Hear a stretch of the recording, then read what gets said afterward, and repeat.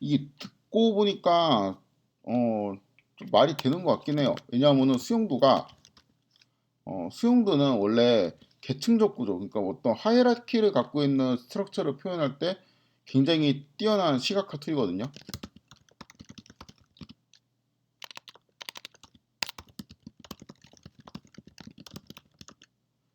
그러니까 보통 이제 통계학과에서는 그 리그레션 트리 할 때 많이 쓰죠.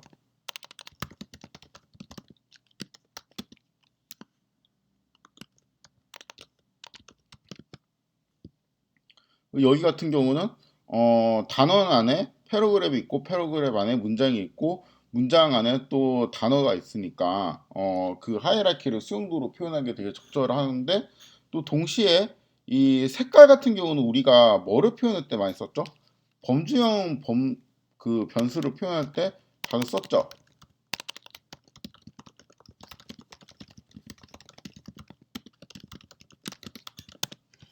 근데 뭐 여행, 음악, 파티 이런 건 이제 그 범주형으로 아마 코딩이 되어 있을 테니까 그걸 색으로 표현하는 것도 어, 말이 되는 것 같습니다. 그래서 이 설명을 듣고 보니까 좀 흥미가 가죠. 그러니까 요 패러그랩에는 거의 이제 단일 주제로 있는 것이고, 그쵸? 그 다음에 요 패러그랩은 또 이제 파란색이랑 빨간색이랑 공존을 하고, 그쵸? 또 요런 데는 이제 빨간색이랑 또 그 이거 뭐라고 해야 되냐? 이거 검은색인가? 진한 녹색인가? 같은 그 색이랑 이제 또 공존을 하고 뭐 요런 식으로 지금 그 파악을 할 수 있죠. 그리고 이 가지들이 얼마나 이제 풍성한지에 따라 갖고 이 단원이 얼마나 이제 많은 그 지면을 통해 갖고 소설책이 이야기를 풀어 나가고 있는지 뭐 그런 정보도 알 수 있고 어, 그 분류마다 이제 테마도 뚜렷하게 보이고 그러니까 소재도 뚜렷하게 보이고 그래서 그 독자들이 이제 요 그림을 보고 정말 이제 탐색을 하듯이 탐험을 하듯이 어, 요 가지도 한번 좀 살펴보고 여기 있는 가지도 살펴보고 이렇게 살펴보는 것처럼 어, 그림을 이해할 수 있다라는 거죠. 그래서 요런 거보다 독자가 좀 재미있고 찾을 거리가 많다라는 겁니다. 요약을 하면 익스플로레이션 방식은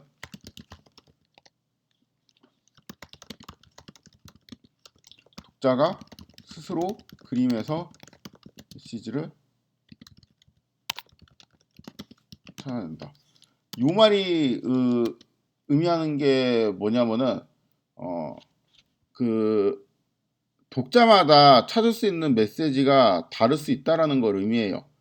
사실 이게 그 독자마다 어떠한 이제 똑같은 메시지를 찾길 원한다라고 하면은 좀 더 이제 탐색을 유도하기보다 이렇게 프레젠테이션 방식으로 좀 더 이제 명확하게 내가 전달하고 싶은 메시지를 그냥 바로 전달하는 그런 시각화 방식이 더 좋겠죠. 근데 그 뭐 예를 들어서 내가 이제 메시지가 뚜렷하게 있어요. 이 소설에서 전체적으로 가장 많이 등장하는 토픽은 뭐다 하면은 그거를 그냥 빈도수를 세가지고 바플러스를 이렇게 나타내는 게 더 효과적이겠죠. 그냥 모든 독자들이 그 메시지를 찾기를 원한다면은.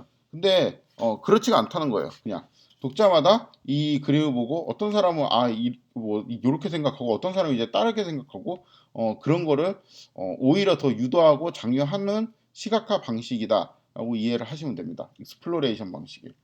그러니까 예를 들면은 소설을 읽어보지 않은 사람, 소설을 읽어보지 않은 사람은 이 그래픽을 보고 뭐를 생각할 수 있냐면은 뭐 소설책의 전체 주제를 미리 파악할 수 있죠. 그러니까 뭐 어떤 색깔이 많이 있는지 보고 이런 거를 보고 이제 미리 전체적인 소설의 내용을 파악할 수도 있고 소설을 이미 읽어본 사람 같은 경우는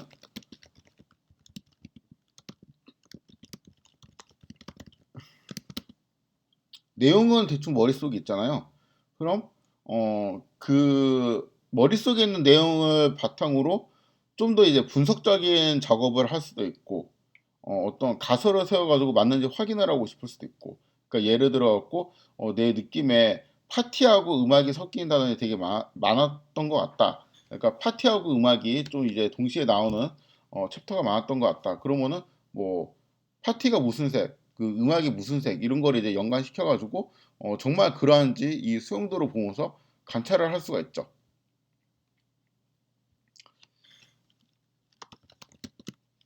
그러니까 소설을 이미 읽어본 사람은 분석 혹은 탐구를 할 수 있는데 어, 뭐 예를 들면은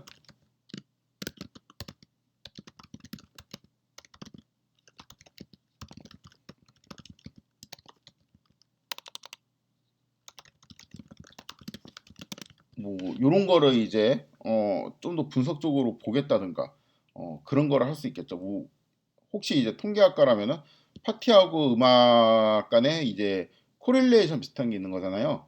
그래가지고 그 파티와 음악 간에 이제 그런 어떤 관계를 수식으로 나타낼 수 있는 뭐 뭔가가 있는지 뭐 그런 거에 이제 관심을 가질 수도 있고, 그렇죠? 그래서 이 두 방식이 좀 다르다. 프리젠테이션 스타일의 시각화 방식이 있고, 익스플로레이션 방식의 시각화 방식이 있다. 요게 이제 좀 일반적으로 이제 설명하는 방식인데, 이 책을 쓴 저자는, 이 두 개가 사실 뭐 두 가지 방식을, 선택해가지고 시각화를 하는 게 아니고, 적절하게 그냥 절충을 해서 시각화를 할 수 있다는 의견을 제시합니다.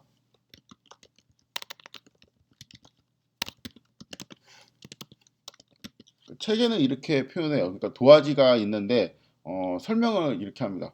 도화지가 있는데 왼쪽 극단에 이제 프리젠테이션 방식이라 쓰고 오른쪽 끝에 그 익스플로레이션 방식이라고 이제 적고 우리가 이제 시각화를 할 때는 왼쪽이나 오른쪽을 고르는 게 아니고 이게 이제 좀 연속적이라는 거죠.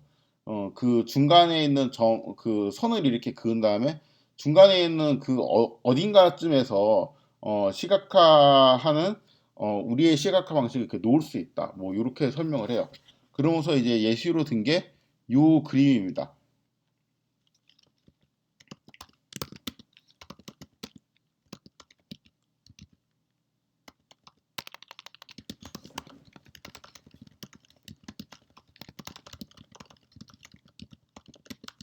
대충 가능하다. 뭐 요런 말이고 든 예시가 이거인데 이 자료를 언뜻 봐서는 프리젠테이션 방식인 것 같죠. 우리가 이 좀 잘 알고 있는 라인 플랫을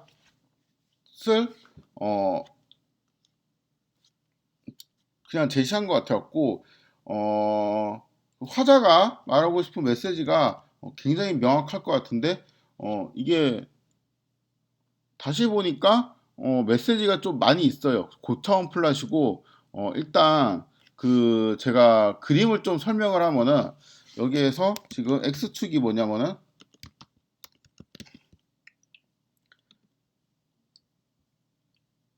x축이 GDP 이렇게 써야 되겠다.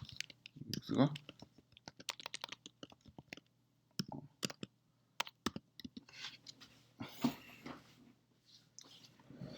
갑자기 요거 보니까 좀 트라우마가 올 것 같죠 또. Y축이 불평등입니다. 그 다음에 텍스트로 시간을 표현했어요. 연도라고 해야겠다. 그쵸? 그래서 여기 뭐 1981년, 1982년, 1983년 이렇게 연도를 텍스트로 썼죠. 그 다음에 컬러가 있구나.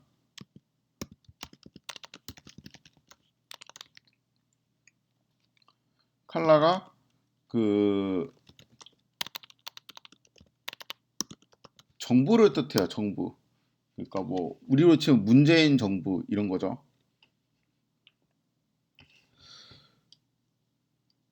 그래서 X축이 소득이라고 해야 되나? 소득.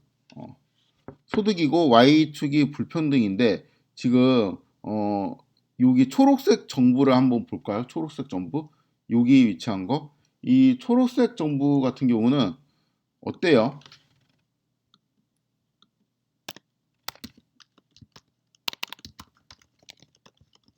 초록색 정부는 소득이 증가하고, 그쵸? 근데 불평등이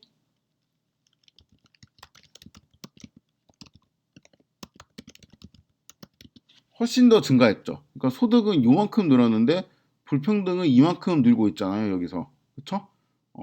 그래서 이 제목이 그 경제 성장이, 그러니까 소득 증가가 불평등을 개선하지는 않는다. 뭐 이제 이렇게 이제 제목을 했는데 이게 뭐 그 브라질인데 뭐 다 비슷한가 봐요. 그러니까 저도 이제 뉴스에서 이런 걸 많이 본 것 같은데 왠지 다 비슷한가 봅니다.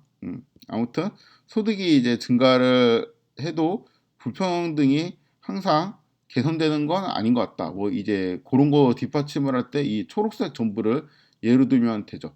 봐라, 소득이 이만큼 증가했는데 오히려 불평등은 더 증가하지 않았냐. 이렇게.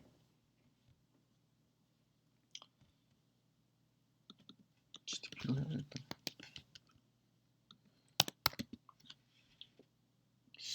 그 다음에 또 눈여겨볼 만한 게 여기 있는 갈색 정부를 한번 봅시다. 여기서부터 여기까지가 지금 다 갈색인데, 어, 갈색 정부가 지금 길게 되어 있죠. 이렇게. X축으로 이렇게 길게 늘어나 있죠. 이게 의미하는 게 뭐죠?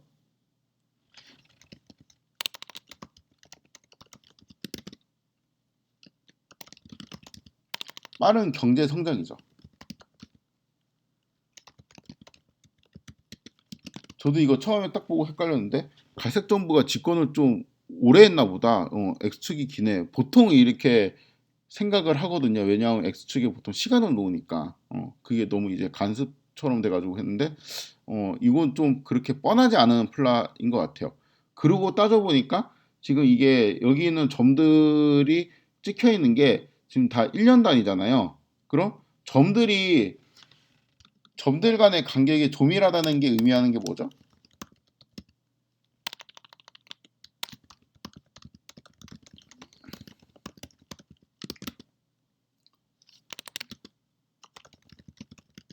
변화가 더디다라는 거를 의미해요.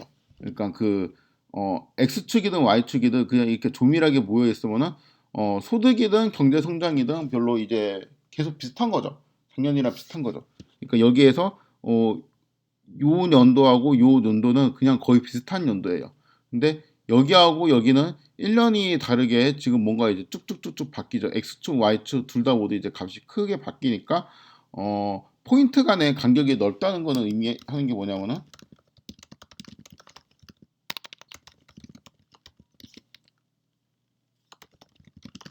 변화가 빠르다라는 걸 의미하죠.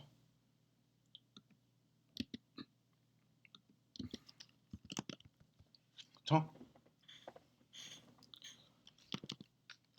그래서 이게 이 그림이 언뜻 보기에는 평범한 라인 플라처럼 보이는데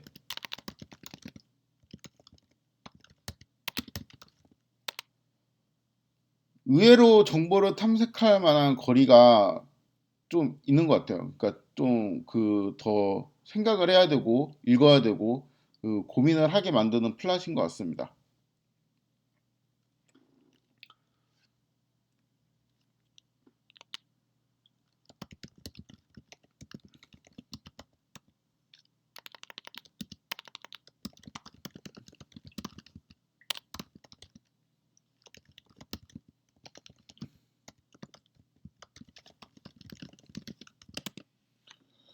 그래서 이런 좀 익스플로레이션형의 그래프 같은 경우는 일단 그리는 것도 그리는 거고 어, 그려진 그림을 해석도 할 줄 알아야 돼요. 그러니까 이 문제 중에 그 피파 문제 있었잖아요. 중간고사. 중간고사에 이제 피파 문제가 있었는데 제가 요거를 그려라라고 하고 뭐 그 슬라이딩 태클이랑 뭐 드리블이랑 이런 거 X축, Y축으로 놓고 그려라라고 하고 그 해석하는 문제를 좀 냈었잖아요. 그런 것처럼 이 축이 의미하는 게 뭐고 해석을 어느 정도 좀 할 줄 알아야 돼요. 그 이러한 형식의 그래프는.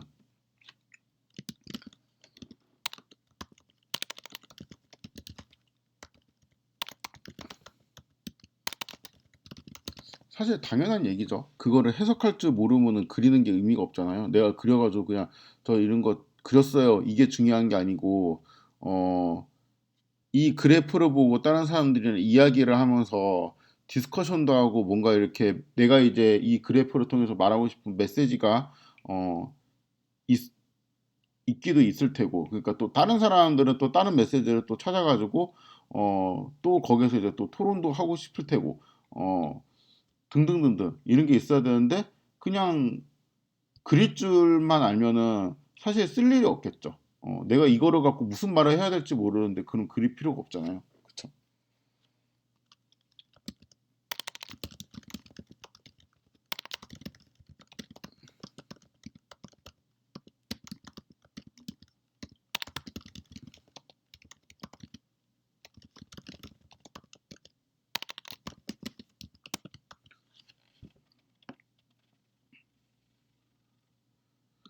네, 그래서 이게 아마 그 인트로덕션에 있는 내용인데 그 프리젠테이션 방식이랑 익스플로레이션 방식의 시각화 두 가지 타입이 있다. 뭐 이런 식으로 이야기를 시작해 나갔습니다. 책이 상당히 재미있는 편이었어요. 관심 있으시면 나중에 한번 그 시간 되실 때 방학 때나 그럴 때 한번 읽어보시면 좋을 것 같아요. 아무래도 어, 이렇게 너무 이제 시각화 문법이나 통계적인 시각화나 뭐 좀 이런 쪽으로만 저도 이제 계속 생각을 하다가 아예 또 이런 책을 읽으니까 조금 더 새로운 것 같아요. 좀 새로운 시각에서 많이 바라봤습니다. 잠깐 끊었다가 이었다 하도록 하겠습니다.